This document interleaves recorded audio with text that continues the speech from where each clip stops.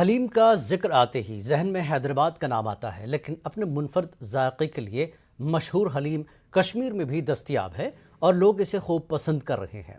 پیش ہے یہ رپورٹ۔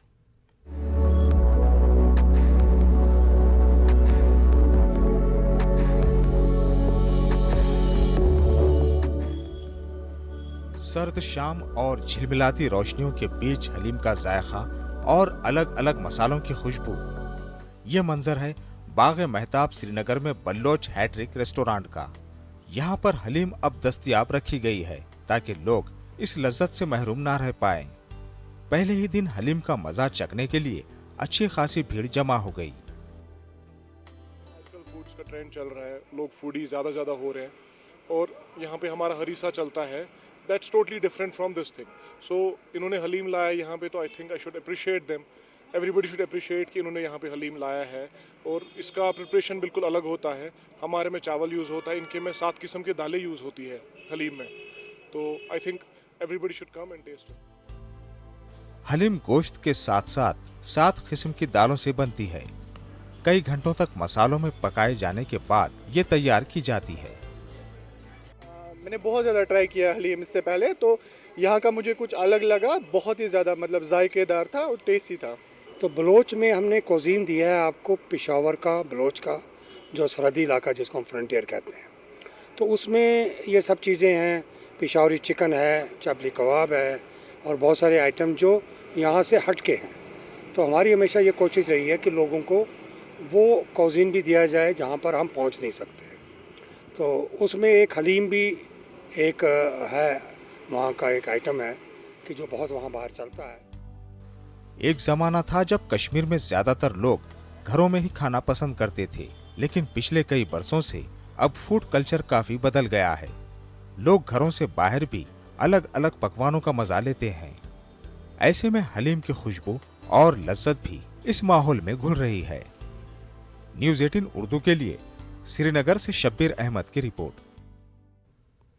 جموں میں بلیدان استھم پر ویٹنگ دا ریٹریٹ تقریب منعقد ہوئی۔ محکمہ سیاحت کی جانب سے اس تقریب کا انعقاد کیا گیا۔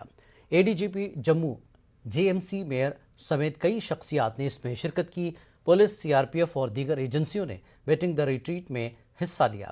ملک کے لیے اپنی جانوں کا نذرانہ پیش کرنے والوں کو خراج عقیدت پیش کیا گیا۔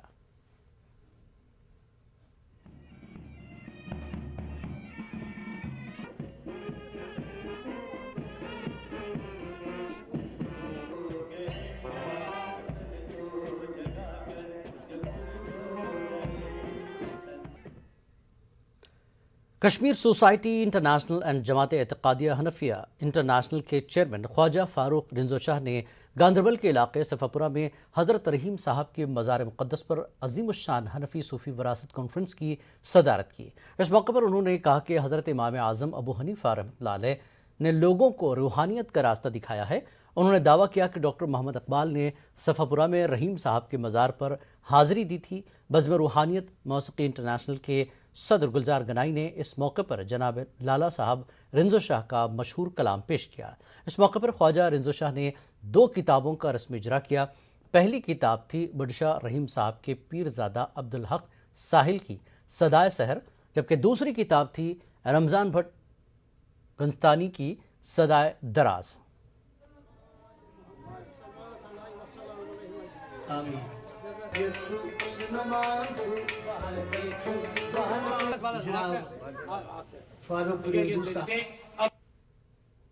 میں ان رحیم صاحب نے اور ہمارے بزرگوں نے شراب پہ پابندی لگائی تھی۔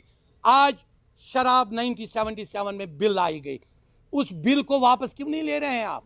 شراب کو بند کیوں نہیں کر رہے ہیں آپ ان اداروں کو بند کیوں نہیں کر رہے ہیں جنہوں نے ہماری روحانیت مار دی؟ ہم روحانیت کو مرنے نہیں دیں گے، اور یہ میرا کنکلوژن ہے، روحانیت کو ہم مرنے نہیں دیں گے۔ بانڈی پورہ میں محکمہ تعلیم نے کووڈ کی وجہ سے بچوں کو پڑھانے کے لیے منفرد طریقہ کار اپنایا ہے۔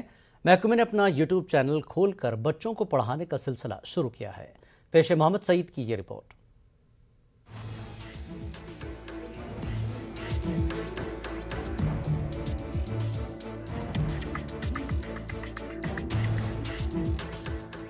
बांडी पुरा में महकमे तालीम ने कोविड की वजह से मकामी सतह पर केबल के जरिए टेली क्लासेस का सिलसिला शुरू किया था। ताहम बिजली, बच्चों का घरों में न होना और केबल सर्विस की तमाम इलाकों तक रसाई न होने की वजह से सारे बच्चे इन टेली क्लासेस से मुस्तफीद नहीं हो पा रहे थे। इसी बीच तालीमी जोन बांडीपुरा ने अपना यूट्यूब चैनल खोलकर बच्चों को अपने स्कूलों के असातिज़ा के जरिए ही पढ़ाने का सिलसिला शुरू किया। असातिज़ा की एक टीम 6ठी से लेकर 8वीं क्लास तक के बच्चों के लिए लेक्चर्स रिकॉर्ड करते हैं और बाद में तमाम मज़ामीन के असातिज़ा उन लेक्चर्स को परखते हैं और उसके बाद ही एक शेड्यूल के तहत इन लेक्चर्स को टेलीकास्ट करने की इजाज़त दी जाती है।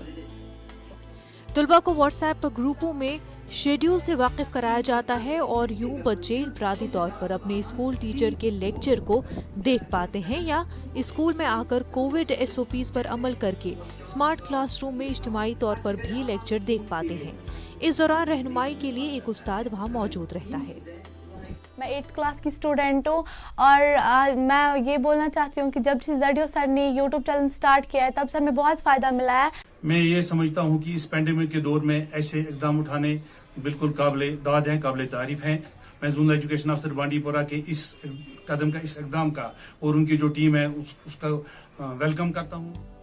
उधर महकमे तालीम का कहना है कि अगरचे इस नए तरीक़ेकार से अभी सिर्फ 3 जमातों के बच्चे मुस्तफीद हो पा रहे हैं, ताहम बहुत जल्द इस तरीक़ेकार को प्राइमरी सतह से शुरू किया जाएगा।